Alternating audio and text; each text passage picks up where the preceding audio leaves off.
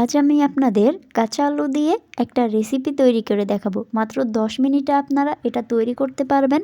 বাড়ির ছোট থেকে বড় প্রত্যেকে এটা খেতে খুবই পছন্দ করবে। হ্যালো এভরিওয়ান, আসসালামু আলাইকুম। তার আগে বলে রাখি, সুমাইয়া কুকিংয়ে আপনাদেরকে স্বাগতম। এই রেসিপিটি একবার বানালে বারবার রিকোয়েস্ট আসবে এই রেসিপিটি তৈরি করার জন্য। আর এটা তৈরি করা এতটাই সহজ এবং মুচমুচে তৈরি হয় যে একটা খেলে মন ভরবে না। কাউকে এটা তৈরি করে খাওয়ালে কেউ তো বিশ্বাসই করবে না যে কাঁচা আলু দিয়ে তৈরি করা হয়েছে এই রেসিপিটি। তো চলুন কথা না বাড়িয়ে রেসিপিটি আমরা শুরু করি।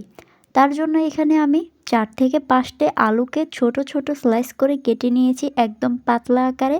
ঠিক এভাবে তোমরা আলুগুলো কেটে নিবে।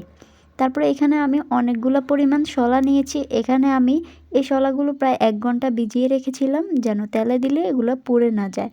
এখন আমি আলুগুলো দুপাশ থেকে গোল আকারে রাউন্ড করে শলাগুলোতে দিয়ে দিচ্ছি। তোমরা ঠিক এইভাবে করে কিন্তু সবগুলো আলুকে একটা একটা করে রাউন্ড করে দিয়ে দিবে। একটা শলাতে কিন্তু প্রায় 6 থেকে 7 পিস আলু তোমাদের হয়ে যাবে। এভাবে করে অবশ্যই নিবে। দেখো আমি তোমাদেরকে দেখিয়ে দিচ্ছি।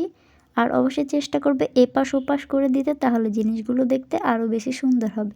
এখানে আমার সবগুলো আলু দিয়ে রাউন্ড করা শেষ। শলাতে দেখো কতটা সুন্দর লাগছে। ঠিক এভাবেই কিন্তু তোমরা এপাশ ওপাশ দুপাশ করেই কিন্তু আলুগুলো ভালোভাবে সেট করে নেবে। তো চলো এবার আমরা আরেকটু উপকরণ বানাই। এখানে আমি প্রথমে একটা বাটিতে কিছুটা পরিমাণ আটা দিয়ে দিব। এবার এখানে আমি অ্যাড করব 1 চা চামচ লবণ, 1 চা চামচ হলুদের গুঁড়ো, 1.5 চা চামচ মরিচের গুঁড়ো, 1.5 চা চামচ ম্যাজিক মশলা। এখন আমরা এখানে অল্প পরিমাণে পানি দিয়ে দিব এবং একটা চামচের সাহায্যে এটাকে একটু নেড়ে দিব। তারপর আরেকটু পানি দিব। এভাবে করে কিন্তু আমরা ডোটা হয়ে আসা পর্যন্ত অল্প অল্প করে পানি দিয়ে ডোটা বানিয়ে নিব। অবশ্যই চেষ্টা করবে অল্প অল্প করে পানি দিতে। একবারে বেশি পানি দিলে ডোটা একদমই পাতলা আকারে হয়ে আসবে, তোমরা বুঝতেও পারবে না। দেখো এখানে আমার ডোটা তৈরি হয়ে গেছে। এই দেখো ডোয়ের মিশ্রণটা কেমন হয়েছে, একদম পাতলাও হয়নি আর একদম ঘনও হয়নি। ঠিক এভাবে করে তোমরা ডোটা তৈরি করে নিবে। ব্যাস, আমাদের এখানের সব কিছু প্রসেসিং ডান। এখন আমরা যে আলুগুলো শলাতে দিয়ে ডিজাইন করে রেখেছিলাম সে আলুগুলো একটা করে নিয়ে উপর থেকে বেটারটাকে ছড়িয়ে দিব। অবশ্যই চেষ্টা করবে প্রত্যেকটা আলুতে যেন বেটারগুলো লেগে যায় ভালোভাবে। এভাবে ঘুরিয়ে ঘুরিয়ে তোমরা প্রত্যেকটা আলুর পিসগুলোতে কিন্তু বেটারটা লাগিয়ে দিবে। দেখো এভাবেই করে নিবে সবগুলো। আমি তোমাদেরকে এখানে একটা করে দেখিয়ে দিলাম, তোমরা সবগুলো এভাবেই করে নিবে। ব্যাস, এখানের কাজ শেষ।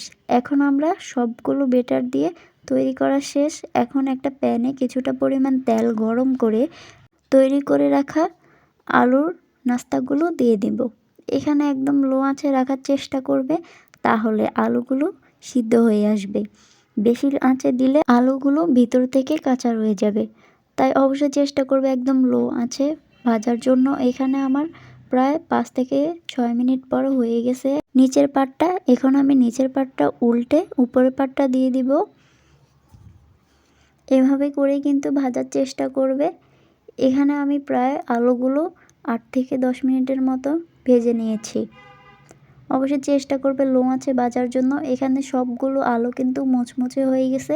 এই পর্যায়ে আমি আলুর নাস্তাগুলো একটা একটা করে উল্টে পাল্টে উঠিয়ে নিচ্ছি।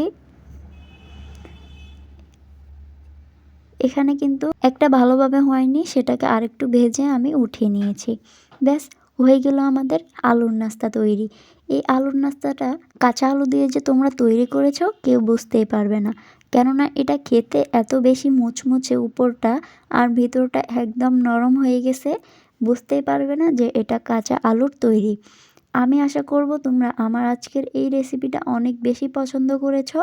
আর যারা আমার চ্যানেলে নতুন আছো তারা কিন্তু অবশ্যই চ্যানেলটাকে সাবস্ক্রাইব করে রাখবে নতুন নতুন ভিডিও পেতে। সবাই ভালো থেকো, সুস্থ থেকো। আল্লাহ হাফেজ।